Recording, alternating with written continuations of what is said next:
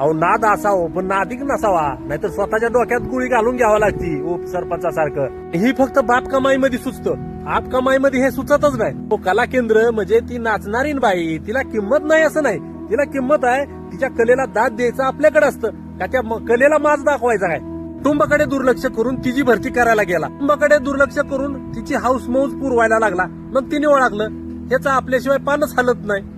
गाडी बंगला plot mobile घेऊन सुद्धा तिचं मन भरलं नाही. शेवटी एक बंगला मागत होती. झक मारायला पठ्या गेवराईवरून बार्शीला आला, पण ह्या अवधसानी फोन बंद केला किंवा फोन उचललाच नाही. त्यामुळं डिप्रेशन मध्ये येऊन ह्यांनी गोळी घातली डोक्यात.